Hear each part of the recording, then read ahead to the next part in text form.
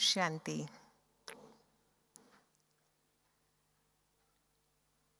वर्तमान समय का तीव्र पुरुषार्थ एकाग्रता। हम सभी काफी समय से ऑनलाइन जुड़े हुए हैं। अब स्वयं को ये प्रश्न हम करें कि बाबा से हम ऑनलाइन जुड़े हुए हैं और कितना समय हम बाबा से ऑनलाइन जुड़ते हैं, कनेक्टेड रहते हैं। 21 जन्मों की हम बच्चों को बादशाही प्राप्त करनी है और ये 2021, तो इसमें हमारा क्या पुरुषार्थ रहेगा? सबसे पहले तो हमें यही कार्य करना है कि जो भी हमारे सारे विकर्म है 63 जन्म के, वो सारे विकर्म हमें भस्म करना है, नष्ट करना है, 0 लेवल पे लेके आना है। तो वो जल्दी से हम कैसे कर पाएंगे? समय तो हमारे पास वही है जो सबके पास है, वही 24 आवर्स होते हैं। और ये हमारा योगी जीवन है, तपस्या का जीवन है। योगी जीवन माना ही तपस्या का जीवन, अर्थात साधना का जीवन। तो ये जीवन हमारा सफल कैसे हो? लौकिक में भी हम दुनिया में देखते हैं, कोई भी कार्य में सफलता प्राप्त करनी होती है तो बहुत एकाग्र बुद्धि, एकाग्र मन होकर के वो कार्य पूर्ण करते हैं। चाहे कोई चित्रकार हो और चित्र बनाता हो, चाहे कोई सिंगर है, गीत गाता है, चाहे कोई इंजीनियर बनते हैं, डॉक्टर बनते हैं, अपनी पढ़ाई पूर्ण करते हैं, चाहे कोई साइंटिस्ट है, कुछ नवीन इन्वेंशन करते हैं साइंस की, सभी का हम देखते हैं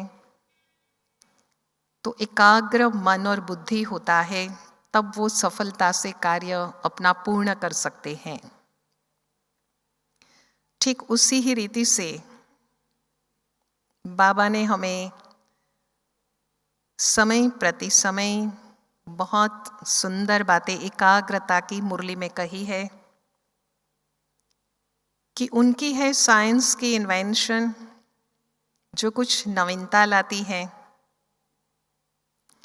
और हम बच्चों की इन्वेंशन है स्पिरिचुअल इन्वेंशन जो नवीनता लाती है। एकाग्रता का बहुत ही फायदा है। बाबा ने कहा कि दुनिया के अंदर आत्मिक शक्ति के आधार पर सेमी प्योर आत्माएं होती हैं, तो भी वो अपनी आत्मिक शक्ति के कारण दूर बैठी हुई आत्माओं का आह्वान करती है और उसको चमत्कार दिखा सकती है, और ऐसे होता है। और वो सिर्फ एक आत्मा होती है। लेकिन बाबा के हम बच्चे, हम तो बहुत सारे बच्चे हैं बाबा के। हमारी तो संगठन की भी शक्ति है और हमारे पास तो परमात्मा शक्ति है। बाबा ने कहा कि ज्ञान सूर्य की शक्ति है आपके पास। तो क्या ये संगठन शक्ति और एक एक की शक्ति, परमात्मा शक्ति, वो क्या चमत्कार नहीं दिखा सकती है? वो भी चमत्कार दिखा सकती है। दूर बैठी हुई कोई भी मनुष्य आत्मा है, उसका हम बच्चे भी आह्वान कर सकते हैं और उसको सहयोग दे सकते हैं।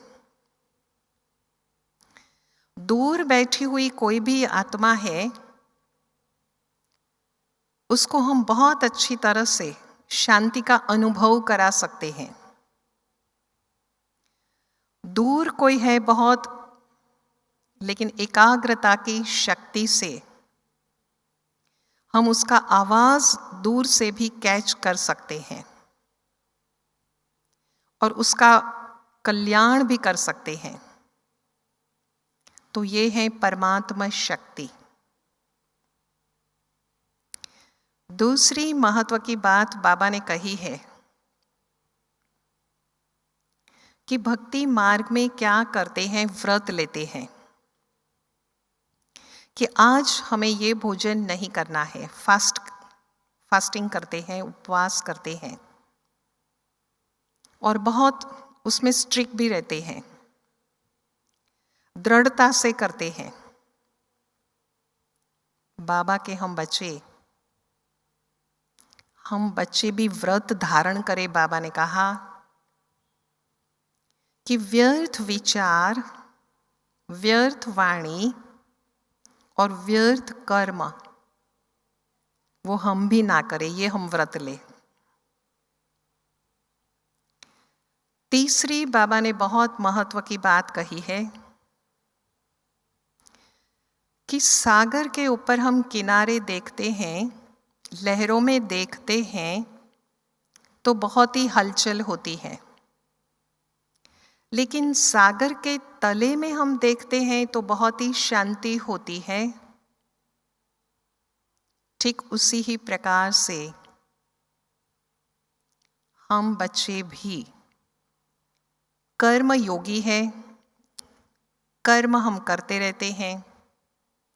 तो जब हम कर्म करते हैं तो ऐसे लगता है कि हलचल हो रही है, लेकिन ये जो हलचल होती है, ये हलचल ऊपर ऊपर की होती है, लेकिन हमारे अंदर आंतरिक रीति से हम देखें तो वो हमारा अगर एकाग्रता की शक्ति है तो बहुत ही शांत रहेगा, जैसे कि सागर का तला। चौथी महत्व की बात बाबा ने कही है कि सागर में अंदर जाकर के कोई देखता है, मर्जीवा अंदर चला जाता है तो उसको क्या प्राप्त होता है। एकदम नीचे जब चला जाता है तो उसको रत्न प्राप्त होते हैं, हीरे मोती प्राप्त होते हैं। हम बच्चे भी जब आंतरिक पूर्ण रीति से हम अंतर्मुखी में चले जाएं, अंतर्मुखी हम बन जाएं, तो हम बच्चे भी अनुभव के हीरे मोती प्राप्त कर सकते हैं। और न सिर्फ हम प्राप्त कर सकते हैं, लेकिन औरों को भी अनुभव के हीरे मोती हमारे ज्ञान के जो है वो औरों को भी हम अनुभव करा सकते हैं। इतनी शक्ति है। पांचवी बात कही है कि नवरात्रि के दिन होते हैं तो देवियों का बहुत गायन और बहुत पूजन होता है। उस समय देवियों का जो हाथ होता है वो हस्त को कैसे दिखाते हैं, ऐसे वरदानी रूप में दिखाते हैं और एकाग्रता दिखाते हैं संकल्प की और दृष्टि की देवियों में। तो हम भी बाबा के बच्चे हैं, हम भी क्या करें, दृष्टि और संकल्प को हम एकाग्र करें तो बिल्कुल हम औरों को भी वरदान जो है वो दे सकते हैं। छठी बात बाबा ने कही है कि जब वाणी की सेवा करते हैं, कर्मणा में आकर के हम सेवा करते हैं, तो उसमें कभी कभी किसी किसी को नाम मान और शान के कारण आपस में किसी और के साथ टकराव भी हो सकता है, परंतु जहाँ एकाग्रता की शक्ति है वहाँ पर एक रूहानी शक्ति होती है, और जहाँ रूहानी शक्ति होती है वहाँ पर शक्ति के वाइब्रेशंस हम औरों को बहुत ही सहज रीति से देते हैं, और इसमें कोई भी टकराव आदि की बात, बिल्कुल किसी के भी साथ संघर्ष की बात, कॉन्फ्लिक्ट की बात बिल्कुल नहीं होती है। 7वीं बात बाबा ने कही है कि दुनिया में हम देखते हैं तो बहुत प्रकार की हलचल होती है,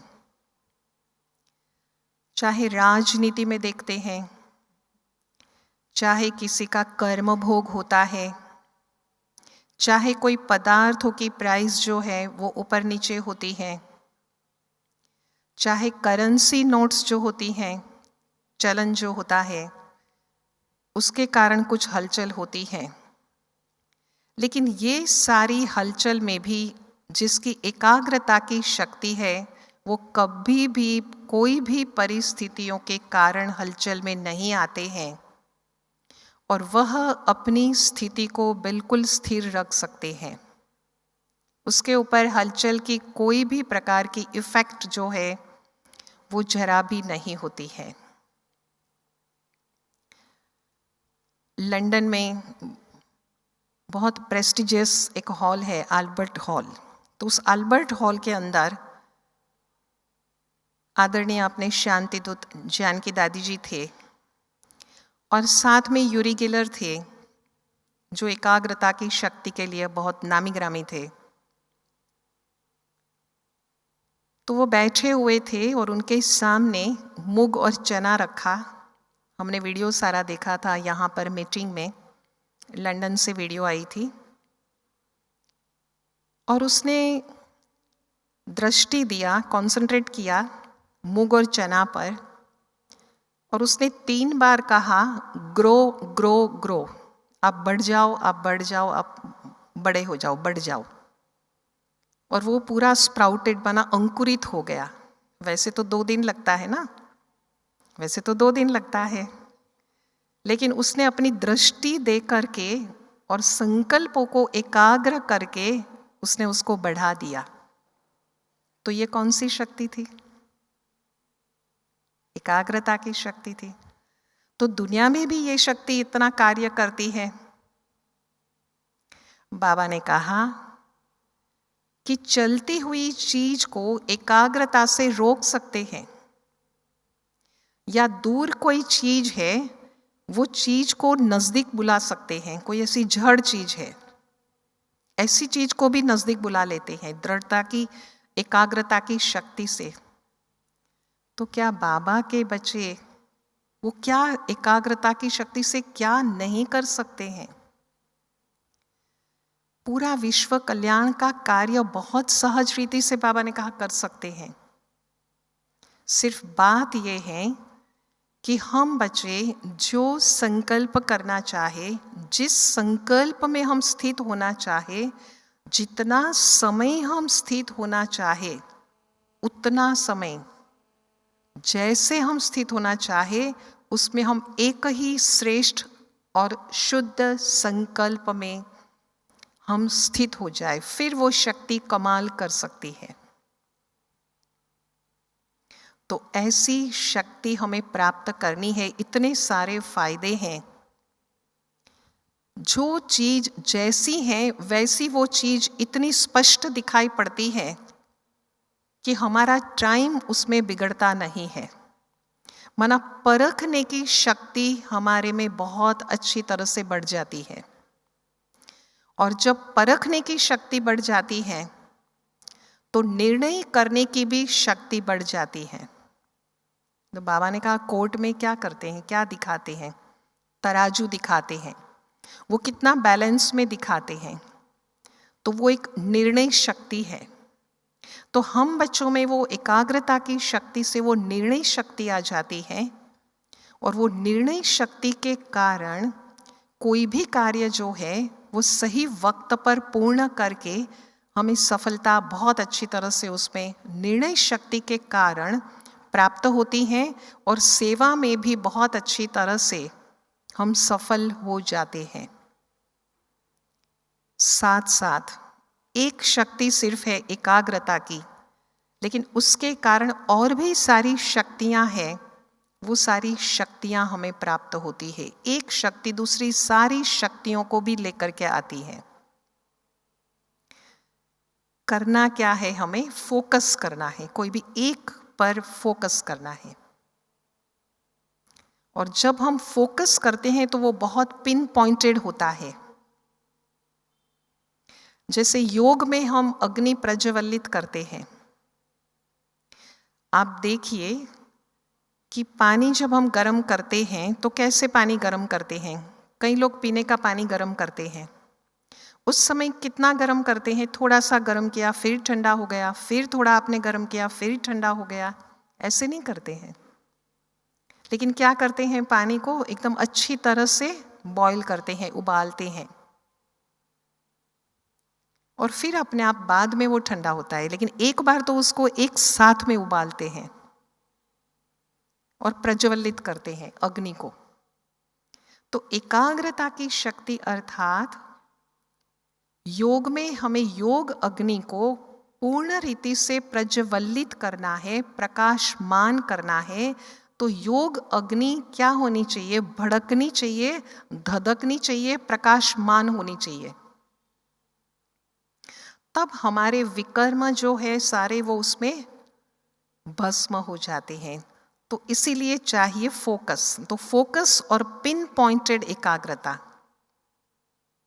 ये दोनों की बहुत आवश्यकता है, ये दोनों ही बहुत महत्वपूर्ण है। एकाग्रता में जब हम एकाग्रता शब्द बोलते हैं तो एक को हमें हमेशा क्या देनी है, अग्रता देनी है, प्रायोरिटी देनी है कि महत्वपूर्ण इतने सारे कार्य हैं, उसमें और ज्यादा अति महत्वपूर्ण कार्य क्या है। तो एक को जब अग्रता हम देते हैं तो वो कार्य हम सबसे पहले करते हैं, क्योंकि हमारे लिए वो बहुत बहुत बहुत इम्पोर्टेंट है। और जब एकाग्रता शब्द बोलते हैं तो उस समय हमें ऐसे महसूस होता है कि एकाग्रता अर्थात मानसिक एकाग्रता, लेकिन सिर्फ मानसिक एकाग्रता नहीं है। एकाग्रता के बहुत सारे प्रकार है। सबसे पहली एकाग्रता है वैचारिक एकाग्रता, अर्थात विचारों की एकाग्रता। सुबह के क्लास में हम बैठे हैं, बाबा की मुरली सुन रहे हैं। 1 घंटा हम बैठे हैं क्लास में, समझ लीजिए। तो पूरा 1 घंटा हमारा मन जो है वो पूरा मुरली में होता है, क्योंकि मन का एक स्वभाव है घूम करके आना। तो क्या मन कहीं घूम करके आता है? यहाँ बैठे हैं यहाँ पर शांतिवन में, और यहाँ बैठे बैठे ऐसे तो नहीं कि महाराष्ट्र में या मुंबई में या जहाँ भी रहते हैं, दिल्ली में जहाँ भी रहते हैं, वहाँ पर मन घूम करके वापस आ गया, ऐसे तो नहीं होता है। बिना रेफरेंस, बिना कुछ मौका, बिना कुछ संबंध, बेमौका कोई भी बात हमने याद कर ली उस समय, तो हमें उस समय हमारे मन को सीमित करना है कि हमारा जो मन है वो सिर्फ और सिर्फ मुरली में ही रहे। और ये तब होगा जब एकाग्रता के 3 आधार है, उस तीनों आधार पर हमारा बहुत ही अटेंशन होगा। एकाग्रता का पहला आधार है साइलेंस की शक्ति। क्या हमने अपने स्वयं के मन को उस समय शांत कर दिया? मन को कह दिया कि अभी हे मन, अभी सिर्फ मुरली सुनना ही हमारा कार्य है और इसीलिए ही हम घर का सारा कारोबार पूर्ण करके विशेष मुरली सुनने के लिए, मुरली क्लास करने के लिए हम सेवा केंद्र पर आए हैं। क्या मन को हमने ऑर्डर इस प्रकार से कर दिया? नहीं तो मन बराबर घूमता फिरता रहेगा, भटकता रहेगा मन, क्योंकि उसकी तो आदत है। और मन क्या करता है? सिलेक्शन करता है। जो याद करना है वो याद करता है, जिसको भूलना होता है उसको वो भूल जाता है। बिल्कुल मन सिलेक्शन करता है, पसंदगी करता है। तो हमारी सिलेक्शन क्या होनी चाहिए उस समय? बहुत ही श्रेष्ठ सिलेक्शन उस समय हमारी रहे। नहीं तो मुरली के समय हम सारे दिन में क्या क्या कार्य है वो लिस्ट बनाने के लिए बैठ जाएंगे, और हम जिस कार्य के लिए आए हैं उस मुरली से हमें कितना रिफ्रेशमेंट मिलती है, मन हमारा कितना ताजगी का अनुभव करता है, मन हमारा शक्ति प्राप्त करता है, वो तो सारा रह ही जाएगा। जिस कार्य के लिए हम आए हैं, जिस कार्य के लिए हमने समय दिया है, वो कार्य तो फिर होगा ही नहीं। क्यों? क्योंकि एकाग्रता की शक्ति की वहां पर कमी हो गई।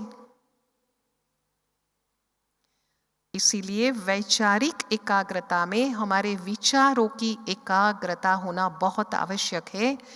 नहीं तो क्या होता है कि मुरली से हम प्राप्ति कर रहे हैं, तो एक साइड से हम ऊपर से प्राप्ति कर रहे हैं और दूसरी साइड से हमारा लीकेज हो रहा है, छेद होता है, तो कैसे वो चीज सारी निकल जाती है। तो लीकेज भी हो रहा है और ऊपर से हम प्राप्ति भी कर रहे हैं, तो दोनों है हमारा। तो हमारे पास फिर जमा कैसे होगा? जमा तो होगा ही नहीं। दूसरे प्रकार की एकाग्रता है, वो एकाग्रता है संबंधों की एकाग्रता, संबंधात्मक एकाग्रता। हम देखते हैं कि हर एक के अपने अपने संबंध है। संबंधों का ताना बाना देखते हैं तो लंबा चौड़ा बहुत होता है, लेकिन हमें संबंध निभाना भी है, लौकिक संबंध, लेकिन निभाने के साथ साथ हमें क्या करना है? कौन से संबंध हमको निभाने हैं? जो संबंध हमारे बहुत बहुत बहुत आवश्यक है, वो संबंध हमको निभाने हैं। एक व्यक्ति कहीं जा रहा था तो उसको किसी ने पूछा कि आप कहाँ जा रहे हो? तो कहा मेरे मामा के फलाने के फलाने के फलाने की शादी में जा रहे हैं। मना कहाँ कहाँ का कहाँ? तो जैसे एक माला होती है, वो माला के मोती होते हैं, वो मोती सारे जब बिखर जाते हैं चारों ओर तो कैसा महसूस होता है, और एक माला होती है वो कैसे लगती है। तो संबंधों का इस प्रकार से है कि संबंध सारे अलग अलग रीति से बिखर जाते हैं, तो एकाग्रता के बदले हो जाती है व्यग्रता। तो वो हमें एक माला के मोती की तरह उसको एक माला के इकट्ठे करना है। अर्थात जो संबंध जरूरी है वो संबंध हम जरूर निभाएं। और वैसे भी कहा है कि सर्वधर्मान परित्यज्य मामेकम शरणं व्रज। तो सारे संबंध हमें किसके साथ बांधने हैं? अभी किसकी शरण में हम बचे हैं? हम शिव बाबा की शरण में हैं। तो सारे हमारे जो भी संबंध है वो सारे संबंध हमारे बाबा के साथ है। हम बाबा की महिमा करते हैं, उसमें हम क्या महिमा के गीत गाते हैं? 12 दिसंबर 1983 की मुरली में, अव्यक्त मुरली में बाबा ने कहा कि बाबा की महिमा के गीत बच्चे एकाग्र होकर गाते रहो। और बाबा की महिमा ही करते रहो। बाबा ने कहा, ही शब्द कहा, माना हाईलाइट किया, माना जोर दिया, एम्फेसाइज किया इस बात करके बाबा की महिमा के ही गीत गाते रहो। तो बाबा के लिए हम हमेशा कहते हैं ना, मात पिता बंधु सखा स्वामी शिव बालक साजन सजनी पिता शिक्षक गुरु सदगुरु सदगति दाता मुक्तिदाता जीवन मुक्तिदाता भाग्य विधाता दिव्य दृष्टि दाता क्षमा माशुक करण करावनहार इंश्योरेंस मैग्नेट सुप्रीम जस्टिस परम रक्षक क्षमा के सागर करुणा के सागर रहम के सागर। तो ये सारी जो भी महिमा है वो महिमा तो बाबा की है। तो हम कौन से गीत गाए? एकाग्र होकर के हमेशा हम बाबा के ही गीत गाते रहे। तो ये है हमारी संबंधों की एकाग्रता। तीसरी एकाग्रता है ऐच्छिक एकाग्रता, अर्थात इच्छाओं की एकाग्रता। इच्छाएं जीवन में हर एक को होती हैं। वैसे तो दुनिया में कहा जाता है कि सागर के किनारे हम रेत के जितने कण देखते हैं इतनी मनुष्य की इच्छाएं होती हैं, एक पूरी होती है और दूसरी खड़ी हो जाती है। लेकिन अभी हमारी इच्छा कौन सी होनी चाहिए? वैसे बाबा ने कहा इच्छा मात्रम अविद्या। इच्छा क्या है उसकी हमें अविद्या माना नॉलेज ही न हो। परंतु वो कौन सी इच्छा जो भगवान से मांगते रहते हैं दुनिया में कि हमें ये दे दो हमें वो दे दो, लौकिक इच्छाएं भी मांगते रहते हैं पूर्ण करने के लिए। तो अभी हमारी इच्छा कौन सी होनी चाहिए? इच्छा की भी पराकाष्ठा है, इच्छाओं की भी गुणवत्ता है। इच्छा हमारी कौन सी हो कि बाबा ने हमें कहा है कि हम बाबा के समान बने, हम अव्यक्त फरिश्ता बने, हम गुणवान बने, हम निस्वार्थ सेवाधारी बने। तो ये सारी जो है इच्छाएं, वो इच्छा बहुत ही श्रेष्ठ इच्छा है। तो श्रेष्ठ इच्छा तो हमें पूर्ण करनी है और लगन में मगन उसमें हो जाना है।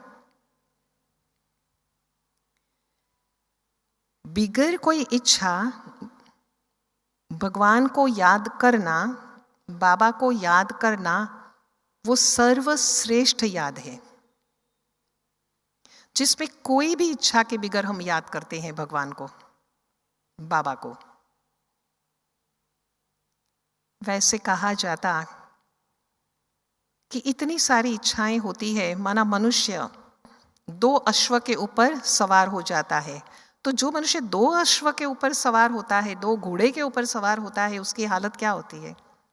न यहाँ के न वहां के होते हैं।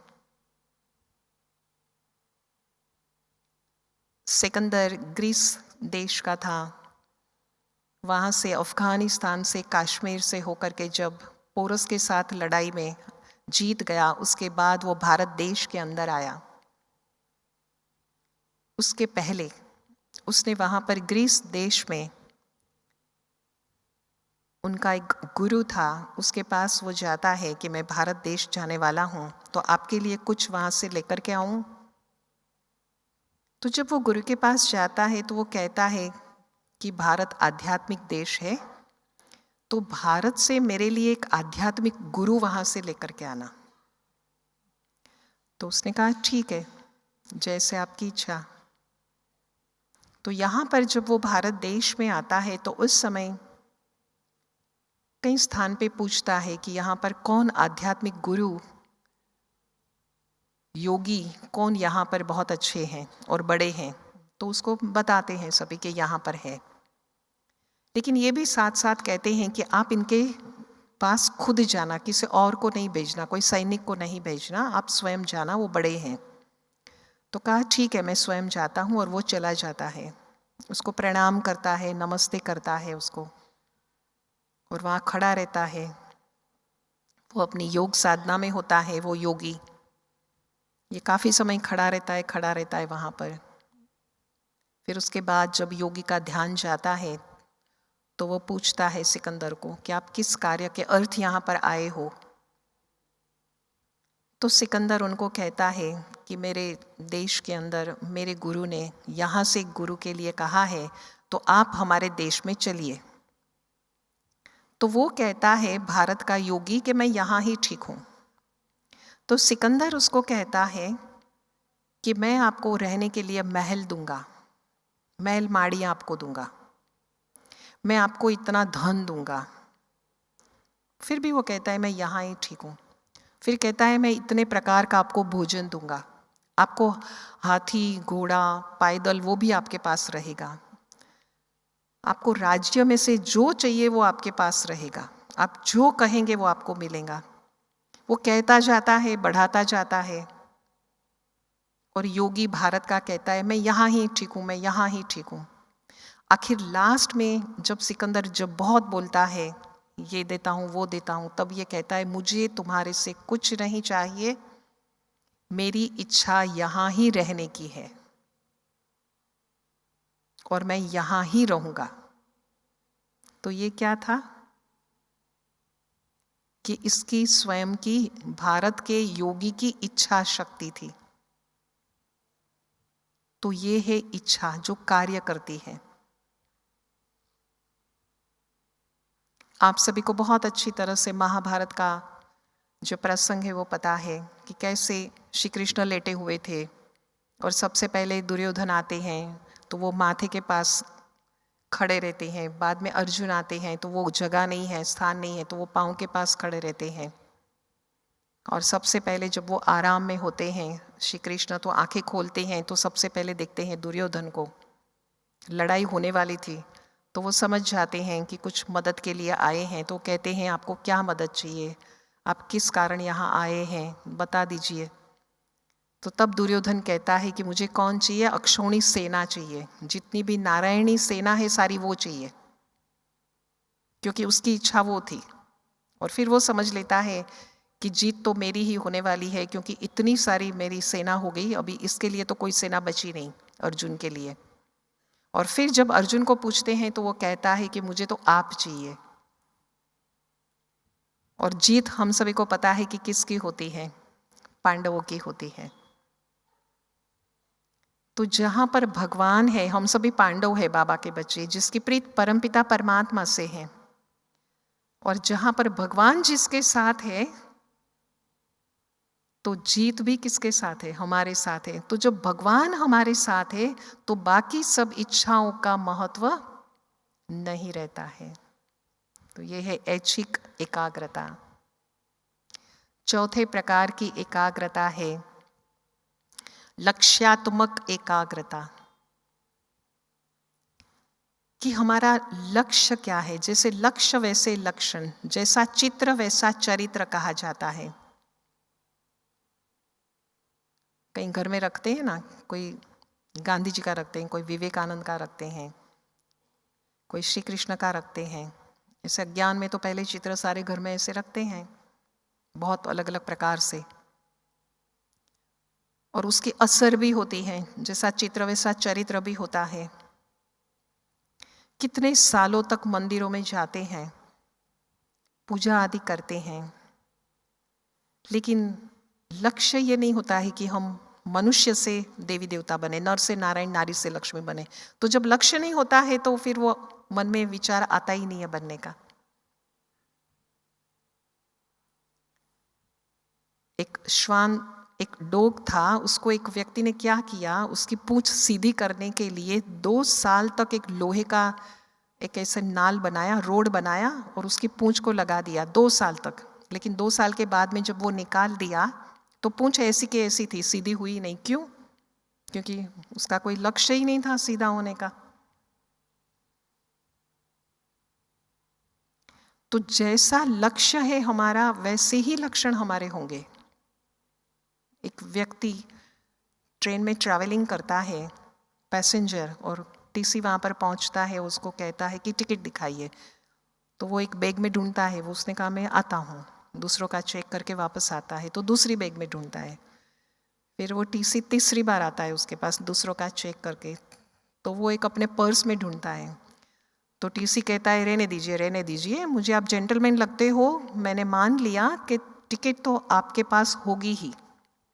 तो पता है वो व्यक्ति क्या कहता है, टीसी को कहता है, अरे टिकट तो मैं इसलिए ढूंढ रहा हूं कि मुझे पता चले कि मुझे जाना कहाँ है। माना उसको ये भी नहीं पता था कि उसको जाना कहाँ है, उसका लक्ष्य का पता ही नहीं था। कोई नैया होती है सागर से निकलती है, उसका लक्ष्य ही नहीं होता है, तो यहाँ वहाँ पानी में कैसे लहराती है, कैसे तूफानों में भी फंसती है। तो जीवन के अंदर हमारा लक्ष्य जो है वो बहुत पक्का चाहिए। साकार बाबा अपने जीवन के अंदर पहले बताते हैं कि कैसे बाबा के मन में था, नारायण के प्रति बहुत रिस्पेक्ट था, तो बाबा अपने जेब में नारायण का चित्र रखते थे, अपनी गद्दी के नीचे रखते थे नारायण का चित्र, अपने तकिए के नीचे रखते थे नारायण का चित्र, अपनी सेफ में रखते थे नारायण का चित्र। बाबा को तो बनना था ना नर से नारायण, वो लक्ष्य बहुत पक्का था। विदेश में एक व्यक्ति की कविता है कि बच्चा है, युवा है, उसको जाना होता है एक बर्फ की पहाड़ी पर, एक झंडा लहराना होता है, तो जब वो घर से निकलता है तो बहुत ठंडी होती है, तो उस समय वो बर्फ में चलता है तो उसका शूज का आवाज आता है और ठंडी में और आवाज आता है उसका, तो सभी अपना विंडो खोल करके उसको कहते हैं अंदर आ जाओ तुम, ठंडी जब कम होगी तब तुम चलना। थोड़ा आगे बढ़ता है और लोग कहते हैं यहाँ पर अंदर आ जाओ, चाय पी के जाओ, कॉफी पी के जाओ, कल जाना, आज की रात रुक जाओ। वो जरा भी किसी का नहीं मानता है, कहीं भी किसी के घर नहीं जाता है, लेकिन उसका जो लक्ष्य था कि मुझे जा कर के वो पहाड़ी के ऊपर झंडा लहराना है, मुझे आगे बढ़ना है, मुझे आगे बढ़ना है, मुझे आगे बढ़ना है। तो हम बच्चों का भी लक्ष्य है, हम कहीं भी नहीं रुकते हैं, लेकिन हमारा जो लक्ष्य है कि हम आगे बढ़े, हम आगे बढ़े, हम श्रेष्ठ पद पाने के लिए हम आगे बढ़े, तो ये हमारा जो लक्ष्य है वो बहुत बहुत बहुत हमारा पक्का होना चाहिए। और जब हम लक्ष्य में स्थिर रहे,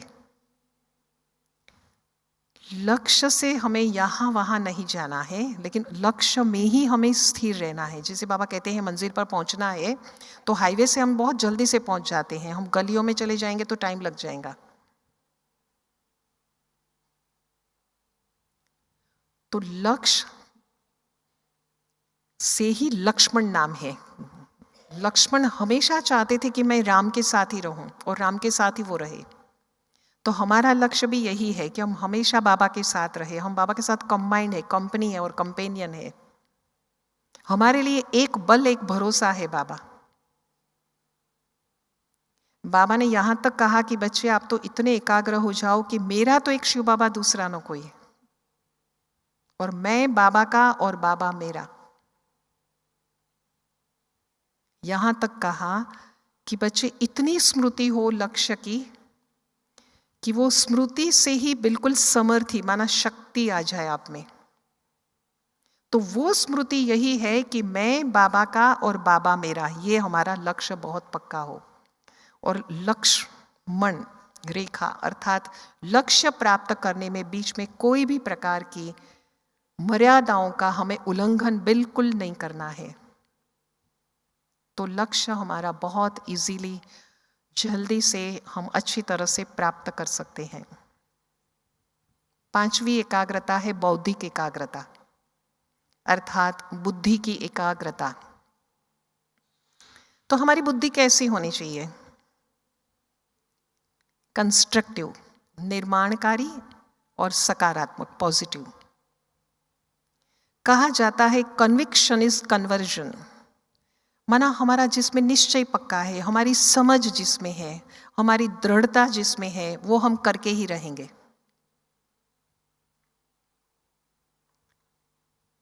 एक क्लीन और क्लियर हमारी बुद्धि होनी चाहिए क्लीन और क्लियर। बाबा कहते हैं कि हम प्रीत बुद्धि बच्चे हैं, हम विवेक बुद्धि बच्चे हैं, हम ईश्वरीय बुद्धि बच्चे हैं, डिवाइन बुद्धि हम बच्चे हैं, हम शार्प बुद्धि है, सालिम बुद्धि है। आदरणीय जानकी दादी जी हमेशा कहते हैं ना, सालिम बुद्धि, शार्प बुद्धि बच्चे हैं हम, सूक्ष्म बुद्धि है, दुरांदेशी बुद्धि है, विशाल बुद्धि है, महीन बुद्धि वाले हैं, रिफाइन बुद्धि वाले हम हैं, निश्चय बुद्धि वाले हैं, निश्चय बुद्धि विजयंती, और बेहद की बुद्धि वाले हैं हम। तो ऐसे बाबा के हम बच्चे, बुद्धि हमारी इतनी क्लीन हो और इतनी क्लियर बुद्धि हो, स्वच्छ और शुद्ध बुद्धि हो हमारी, और वो होगा एकाग्रता से। एक टेलर का बच्चा था, तो उसके कुर्ता में एक बटन उसका टूट गया, तो वो जाता है पिताजी के पास, वो कहता है, और वो पिताजी उसका लगा देता है। तो देखता है कि उस समय उसने टोपी पहनी हुई होती है, और टोपी के अंदर उसकी सुई होती है, वो लेता है और सुई धागा और सिलाई कर देता है। फिर जो धागा बचता है उसको पाँव के नीचे कैंची होती है, तो पाँव के नीचे से वो कैंची लेता है और धागा जो बच जाता है उसको वो कट करता है। तो बच्चा अपने पिताजी को पूछता है कि आपने सुई जो है वो माथे पे रखी है और कैंची आपने पाँव के नीचे रखी है। तो उसका पिताजी कहता है उसको कि सुई जो है वो जोड़ने का काम करती है और कैंची जो है वो तोड़ने का काम करती है, इसलिए सुई जो जोड़ने का काम करती है उसको माथे पे रखा जाता है, और कैंची जो तोड़ने का काम करती है उसको पाँव के नीचे रखा जाता है। छोट तो ये बात से हमें इस बात की महत्व ये है, इस बात का कि हमेशा हमारी बुद्धि कैसी होनी चाहिए, जोड़ने वाली बुद्धि हो, दीवार खड़ी करने वाली नहीं, तोड़ने वाली नहीं। माना मंत्रा बुद्धि न हो, शकुनी बुद्धि न हो, ऐसे कहा जाता है दुनिया में भी। तो हमारी बुद्धि भी बहुत क्लीन क्लियर हम रखें। छठी एकाग्रता है विरामात्मक एकाग्रता, माना विराम देना है, हमें अपने विचारों को विराम देना है। देखिए कोई भी स्टोरी होती है, ऐसे होता है, कविता होती है, उसको विराम देते हैं, फुल स्टॉप करते हैं, नहीं तो व्याकरण में उसका मीनिंग पूरा चेंज हो जाएगा। एक सेंटेंस होता है उसमें भी विराम फुल स्टॉप देते हैं, बिंदु लगा देते हैं। तो 3 बिंदु को तो हमें याद रखना ही रखना है, हम, बाबा और ड्रामा। तो विराम हमें अपनी वाणी को देना है। कोई कंटिन्यूअस बोलता है तो कहता है ये अपनी वाणी को विराम देंगे तो बहुत अच्छा है। वो है विरामात्मक एकाग्रता। उसके बाद है 7वां भावनात्मक, भाव की एकाग्रता, भावात्मक एकाग्रता। हमारे भाव कैसे होने चाहिए? शुभ भाव हमेशा हो, कल्याण की हमारी हर एक के लिए भावना हो, वो है एकाग्रता। आप देखिए हमेशा बाबा हमें कहते हैं कि बच्चे खुशी जैसी खुराक नहीं है, खुशी में रहो, आनंद में रहो। हम राजयोगी बच्चे हैं, राज ऋषि बच्चे हैं, कर्मयोगी बच्चे हैं। और भाव हमारा हमेशा क्या हो? आज कोई भी दुनिया में देखते हैं ना, तो कोई भी संन्यास लेते हैं तो नाम अपना चेंज करते हैं। नरेंद्र में से विवेकानंद, मूल शंकर नाम था, उसमें से दयानंद सरस्वती, मुक्तानंद, सच्चिदानंद, परमानंद, शिवानंद, सत्यमित्रानंद। आप देखेंगे कि अपने नाम के पीछे संन्यास लेने के बाद में उन्होंने क्या शब्द लगा दिया? आनंद शब्द। क्यों संन्यास लेते हैं? आनंद प्राप्त करने के लिए। तो एकाग्र बुद्धि जहां बाबा ने कहा कि बच्चे होते हैं, वहां आनंद ही आनंद है, क्योंकि हम बाबा में एकाग्र है। तो वो है आनंद हमारे लिए। विवेकानंद जी एक बार मेरठ गए थे अपने फ्रेंड के घर में, तो वहाँ पर फ्री थे 1 वीक के लिए, तो किताबें मंगाई, फ्रेंड्स को कहा लाइब्रेरी से लाते रहे। 5 दिन की 5 किताब, एक लाते थे वापस देते थे, दूसरे दिन दूसरे से 5 दिन की 5 किताब ला करके पढ़ी, और बड़ी बड़ी किताबें थी। तो 5वें दिन फिर लाइब्रेरियन कहता है उसको कि कौन पढ़ता है ये, आप इतना जल्दी पढ़ते हो? बोला नहीं, मेरा फ्रेंड है नरेंद्र आया है, वो पढ़ता है। कहता अच्छा, क्या शो करने के लिए लेके जाते हो, दिखावा मात्र के लिए लेके जाते हो? हमको तो ऐसा ही लगता है। बोला नहीं, वो पढ़ते हैं। बोला मैं तो नहीं मानता हूँ। बोला ठीक है, मैं उसको लेके आऊँगा। तो उसको लेकर के जाते हैं नेक्स्ट डे। तो जब वो स्वामी विवेकानंद वहाँ पर जाते हैं, तब तो नरेंद्र नाम था। तो कहा कि आप इतनी पढ़ लेते हो? बोला हाँ, पूछो मुझे। बोला मैं नहीं मानता हूँ, लाइब्रेरियन ने कहा। तो बोला पूछो।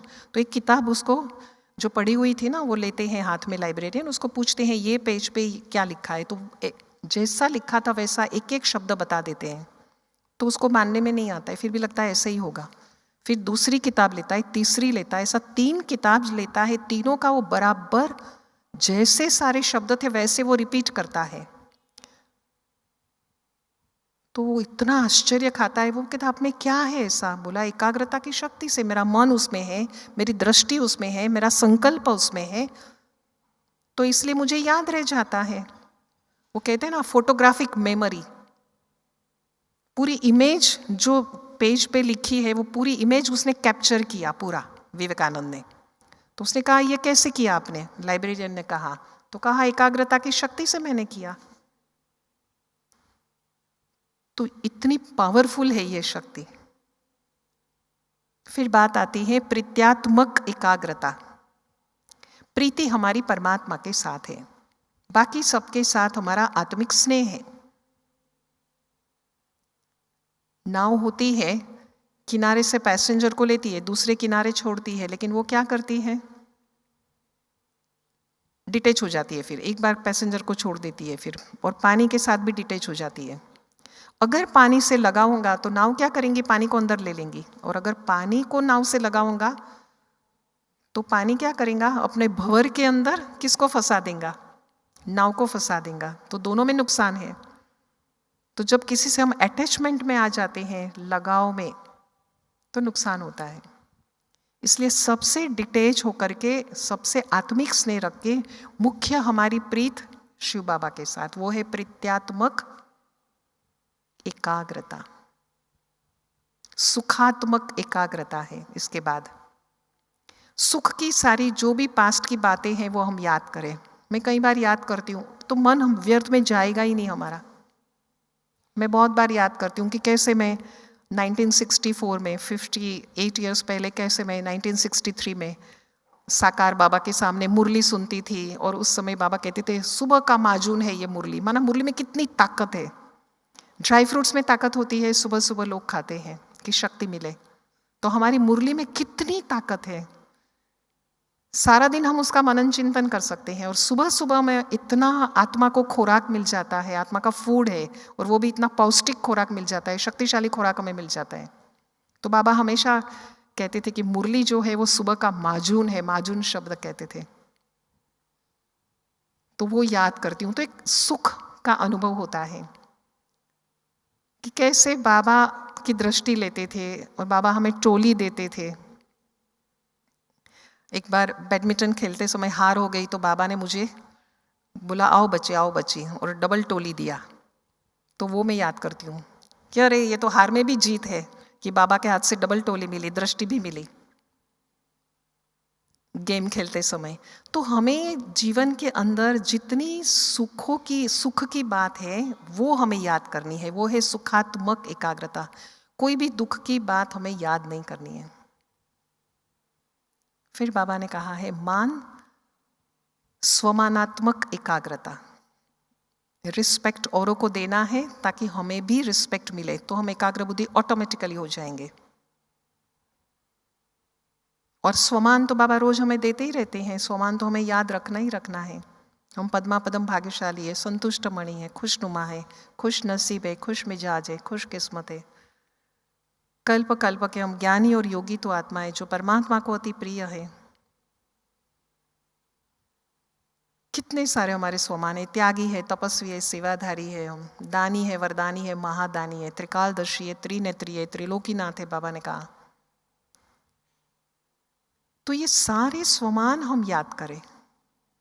वो है स्वमानात्मक एकाग्रता। उपरामात्मक एकाग्रता, उपराम करे हमारी बुद्धि को। लंगर उठा लिया हमने कलयुगी दुनिया से। तो लंगर उठा लिया तो हमारी बुद्धि ऊपर राम की तरफ है।